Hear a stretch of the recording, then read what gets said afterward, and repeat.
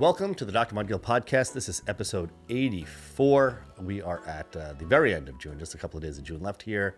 July is upon us. July 4th is coming up. July 5th, a very important day. You know, the doc's birthday coming up. I love my birthday, so my birthday week officially begins this weekend. So hopefully there'll be lots of cake and lots of celebrating.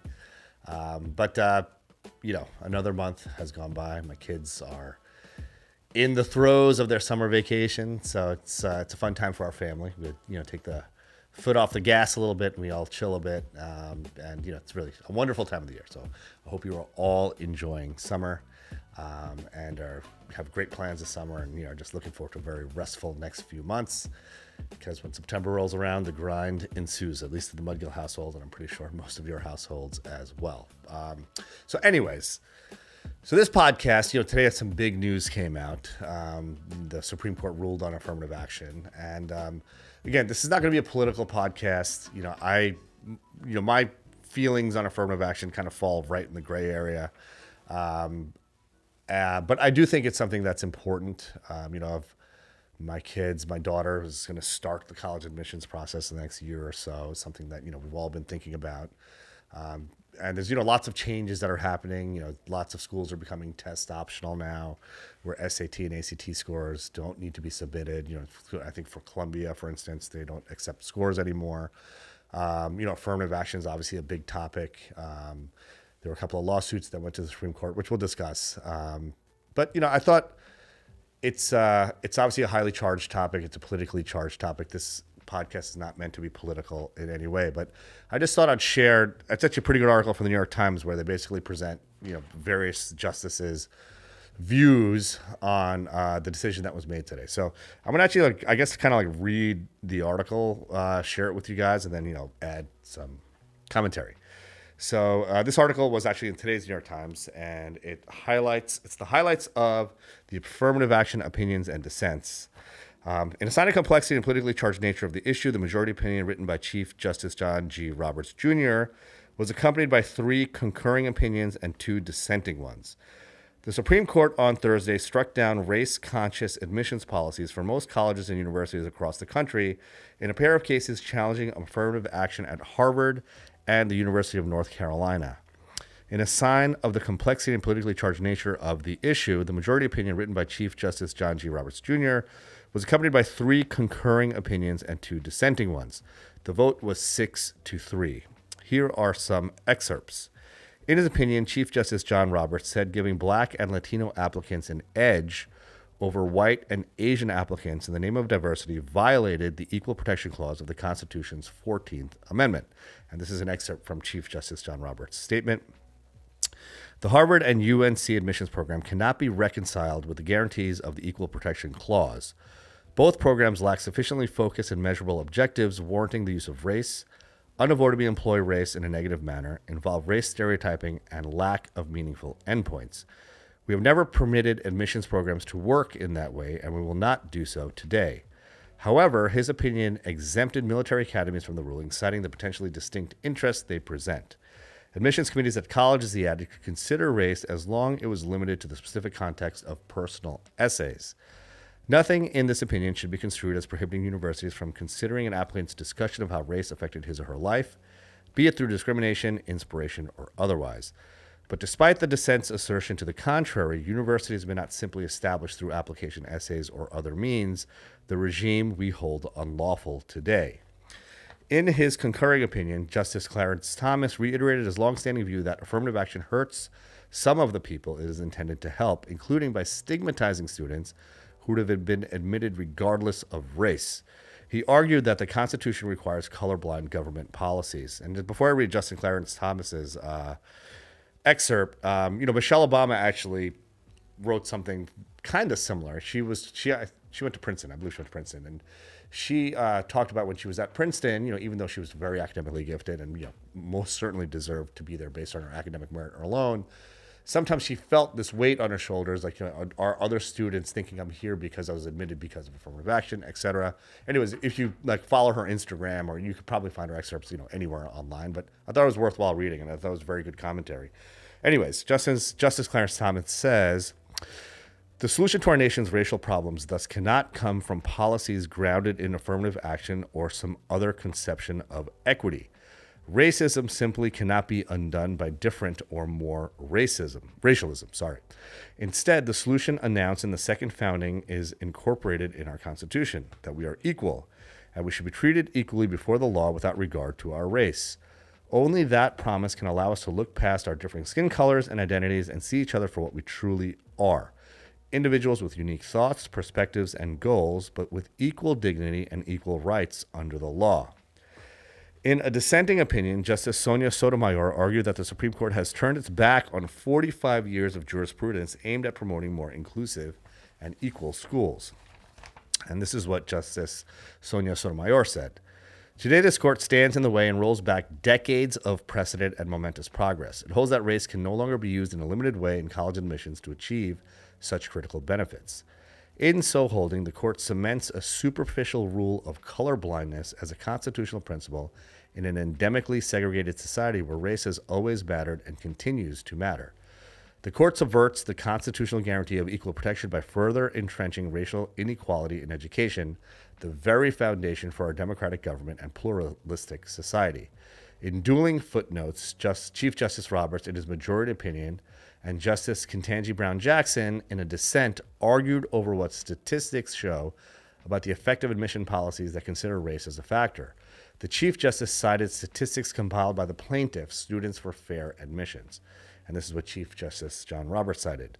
According to SFFA's expert, over 80% of all black applicants in the top academic decile, so that's like the top 10%, were admitted to UNC, while under 70% of white and Asian applicants in that decile were admitted. So what it's saying is if you were in the top 10% of your class, 80% of black applicants were admitted, and if you were white or Asian, less than 70% of those same, folks with the same academic qualifications were admitted.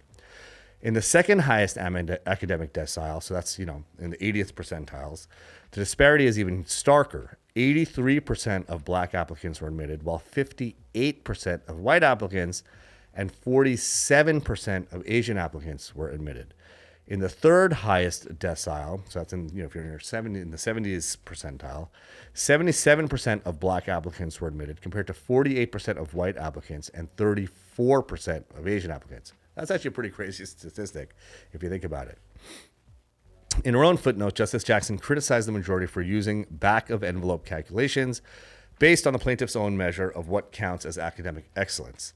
Justice Ketanji Brown Jackson says, even when the majority's ad hoc statistical analysis is taken at face value, it hardly supports what the majority wishes to intimate, that black students are being admitted based on UNC's myopic focus on race and race alone. As the district court observed, if these black students were largely defined in the admissions process by their race, one would expect to find that every such student demonstrating academic excellence would be admitted. Justice Sotomayor and Jackson also criticized the majority for making an exception for military academies. The rationale, according to the majority, was that the military needed to maintain affirmative action in training its officer corps because leadership cadre should reflect the diversity of the rank-and-file troops who do bulk of fighting and dying in wars. Justice Sotomayor called it arbitrary to focus on the military, while Justice Jackson was more scathing. And this is what Justice Jackson said. The court has come to rest on the bottom line conclusion that racial diversity in higher education is only worth potentially preserving insofar as it might be needed to prepare black Americans and other underrepresented minorities for success in the bunker, not the boardroom, a particularly awkward place to land in light of the history of the majority opts to ignore. It would be deeply unfortunate if the Equal Protection Clause actually demanded this perverse, historical, and counterproductive outcome. To impose this result in that clause's name when it requires no such thing and to thereby obstruct our collective progress towards the full realization of the clause's promise is truly a tragedy for us all. Chief Justice Roberts criticized the dissenting views on various grounds, but said the worst was that upholding affirmative action required courts to pick which race to favor. I'm almost done, sorry. Chief Justice Roberts says, most troubling of all is what the dissent must make these omissions to defend. A judiciary that picks winners and losers based on the color of their skin. While the dissent would certainly not permit university programs that discriminated against black and Latino applicants, it is perfectly willing to let programs here continue. In its view, the court is supposed to tell state actors when they have picked the right races to benefit. While declaring that the majority's vision of race neutrality will entrench racial segregation in higher education because racial inequality will persist so long as it is ignored, and lamenting the devastating impact of this decision cannot be overstated, Justice Sotomayor also ended on a defiant note for supporters of diversity. And this is what she closes with saying, notwithstanding this court's actions, however, society's progress towards equality cannot be permanently halted. Diversity is now a fundamental American value housed in our varied and multicultural American community that only continues to grow. The pursuit of racial diversity will go on. Although this court has stripped out almost all uses of race in college admissions, universities can and should continue to use all available tools to meet society's needs for diversity in education. Despite the court's unjustified exercise of power, the opinion today will serve only to highlight the court's own impotence in the face of an America whose cries for equality resound. All right, so that's the article. So you guys see it's a hot topic, and it was, the justices really got into some heated arguments about this. Again, this is not meant to be a political podcast. I just think it's a riveting change in, the scope of college admissions. I think affirmative action when I was applying to college, affirmative action was a very big part of some folks' applications and admissions to various colleges. Listen, I think, colleges do benefit from having diversity, but I think that diversity should also be based on folks' various socioeconomic backgrounds, various places that they live, coming, from different parts of the country, et cetera. There's lots of ways to have a diverse class. And I think the most important type of diversity is actually socioeconomic diversity. And one of the articles I read, I think it's you could be, a lot of the affirmative action, quote unquote, affirmative action admissions were affluent, underrepresented minorities in these schools, which obviously is not the intended purpose of what affirmative action was intended to be. The other thing is, I do think, in fields where someone's life is on the line, like, as doctors, pilots, I think it should be the person who's most qualified for the job that gets the acceptance to like medical school, pilot school, whatever the case may be. Because when someone is sick, if someone is dying of cancer, someone's on their death's door, I think you most certainly want the smartest, most qualified person there taking care of you, and someone who can, optimize your chance of survival. So anyways, this is a very complex topic.